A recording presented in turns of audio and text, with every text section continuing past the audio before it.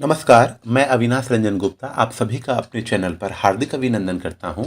और आज के इस वीडियो में जैसा कि हम लोगों ने पहले ही तय किया था, पूर्वकालिक क्रिया का अध्ययन करेंगे। ये पूर्वकालिक क्रिया जो है वो क्रिया का ही एक पार्ट है और ये अंग्रेजी में इनकम्प्लीट वर्ब के नाम से भी जाना जाता है और एब्सोल्यूटिव वर्ब के नाम से भी जाना जाता है। इनकम्प्लीट वर्ब कहिए या एब्सोल्यूटिव वर्ब कहिए। तो शुरू करते हैं हम लोग पूर्वकालिक क्रिया। देखिए, पूर्वकालिक का अर्थ क्या होता है, सबसे पहले हम लोगों के लिए ये जान लेना जरूरी है। देखिए, पूर्वकालिक जो है वो दो शब्दों के मेल से बना है। पहला है पूर्व, दूसरा है काल और उसके बाद है एक। ठीक है, तो पूर्व कहने का मतलब हुआ पहले और काल कहने का मतलब हुआ समय और इक लगने से हम लोग एक भाववाचक संज्ञा का निर्माण कर लेते हैं। ठीक है, तो पहले के समय में जो हुआ है अर्थात पूर्वकालिक का शाब्दिक अर्थ है पहले समय में हुई। पूर्वकालिक क्रिया क्या होती है, देखिए, जब कोई कर्ता कर्ता कहने का मतलब हो गया सब्जेक्ट, ठीक है, काम करने वाला, एक क्रिया समाप्त करके दूसरी क्रिया करता है तो पहली क्रिया पूर्वकालिक क्रिया कहलाती है। जैसे वह खाकर सोता है तो पहले वो खाता है उसके बाद सोता है, तो ये जो खाना हो गया ये हो गया पूर्वकालिक क्रिया, क्योंकि वो पहले खाता है और उसके बाद सोता है। तो इसे हम लोग कहेंगे इनकम्प्लीट वर्ब या एब्सोल्यूटिव वर्ब या पूर्वकालिक क्रिया।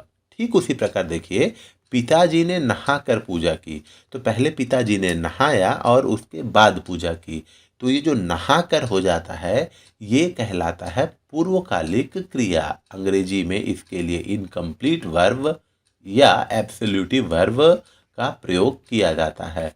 तो मेरे हिसाब से आपके समझ में ये जरूर आ गया होगा कि एक क्रिया समाप्त करके जब दूसरी क्रिया की जाती है तो पहली क्रिया पूर्वकालिक क्रिया कहलाती है।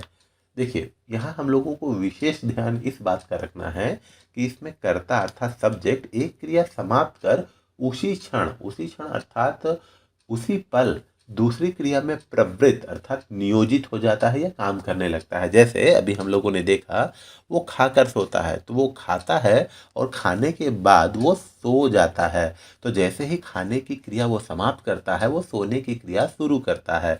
ठीक उसी प्रकार पिताजी ने नहाकर पूजा की तो नहाकर पिताजी तत्क्षण उसी समय उसी पल पूजा करने लग जाते हैं।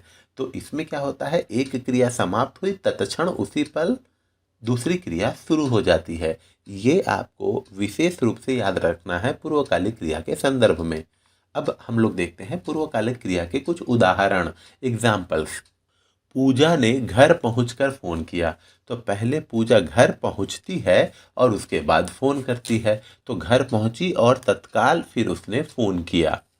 चोर सामान चुरा कर भाग गया तो चोर ने जैसे ही सामान चुरा लिया वो भाग गया, तो चुरा कर पहले उसने चुराया और फिर भागा। युवक ने भाग कर बस पकड़ी अर्थात पहले उसने भागा और उसके तुरंत ही उसने बस पकड़ी। छात्र ने पुस्तक देखकर उत्तर दिया, जैसे ही छात्र ने पुस्तक से उत्तर देख लिया तत्क्षण उसी पल उसने उत्तर दिया, आंसर किया। मैंने घर आकर चैन की सांस ली तो पहले वो घर आता है, अपने घर पहुंच जाता है और उसके बाद वो चैन की सांस रिलैक्स होकर बैठ जाता है या रिलैक्स होकर सांस लेने लगता है। तो यहाँ पर हम लोग देख रहे हैं जो भी ग्रीन में है वो पूर्वकालिक क्रिया है। इस क्रिया के तुरंत बाद दूसरी क्रिया हो रही है। पूर्वकालिक क्रिया की संरचना क्या है, देखिए, पूर्वकालिक क्रिया अकेली नहीं आती है। याद रखिएगा, पूर्वकालिक क्रिया के बाद एक और क्रिया आएगी ही आएगी और वह दूसरी क्रिया के साथ ही आती है। जैसे धातु प्लस शून्य। अब ये धातु प्लस शून्य का क्या अर्थ है, धातु देखिए ये है उठ और ये है जा। मान लीजिए अगर हम लोग कहते हैं कि चोर उठ भागा, तो चोर उठा और भाग गया। बस जा भिड़ी, तो पहले बस गई और फिर भिड़ गई। तो ये भी जो है पूर्वकालिक क्रिया का ही उदाहरण है। लेकिन हाँ, ये जो कर लगकर पूर्वकालिक क्रिया बनाई जाती है वो सबसे ज़्यादा पॉपुलर है, लेकिन ये सब भी पूर्वकालिक क्रिया ही है। जैसे रमेश उठ चला, तो रमेश पहले उठा और उसके बाद चल पड़ा।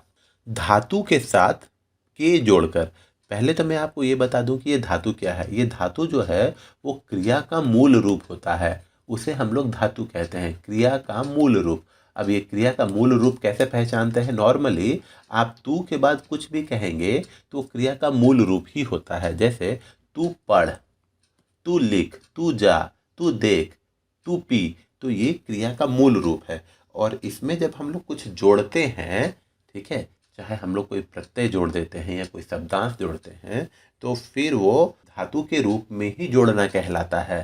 ठीक है, जैसे मैं बोलूँगा पढ़ाई, पढ़ा, पढ़ी, पढ़ूंगा, पढ़ेगा, तो ये सब में कॉमन क्या है? सब में कॉमन पढ़ है, तो ये पढ़ कहलाएगा मूल रूप और धातु रूप। और जब इसमें कुछ जुड़ जाता है तो वो धातु में कुछ प्रत्यय या कुछ शब्दांश जुड़ते हैं। यहाँ देखिए, उठ के, जाग के, श्याम उठ के फूल तोड़ने गया, रमेश जाग के कसरत करने गया।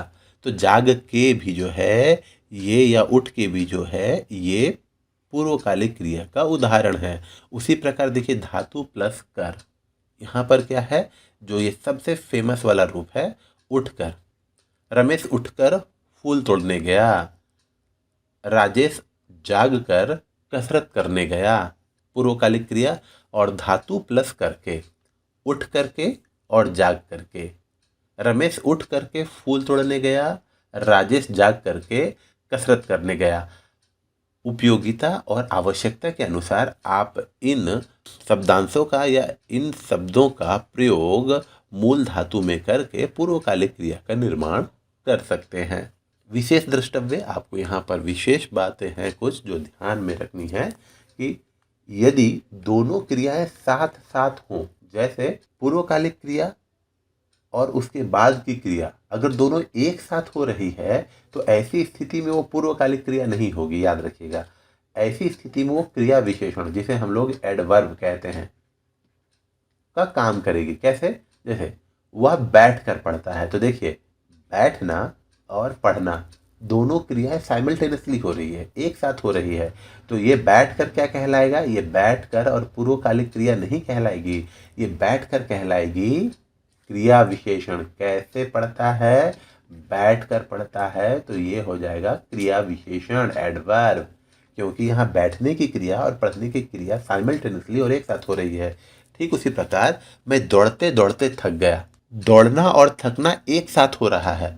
पहले दौड़ा उसके बाद थका नहीं, दौड़ भी रहा है और थक भी रहा है, एक साथ हो रहा है। इसलिए ये जो दौड़ते दौड़ते है ये पूर्वकालिक क्रिया ना होकर क्रिया विशेषण होगी। ठीक उसी प्रकार बैठे बैठे मेरा मन नहीं लग रहा है, ठीक है, मन नहीं लग रहा है। कैसे? बैठे बैठे, तो मैं बैठा भी हूँ और मेरा मन भी नहीं लग रहा है, तो यहाँ ये और ये एक साथ हो रहा है, इसलिए ये पूर्वकालिक क्रिया ना होकर क्रिया विशेषण होगी। तो ये था हमारा पूर्वकालिक क्रिया। उम्मीद करता हूँ कि आपको ये वीडियो अच्छा लगा होगा। हम लोग फिर मिलेंगे किसी अगले वीडियो में, तब तक के लिए धन्यवाद।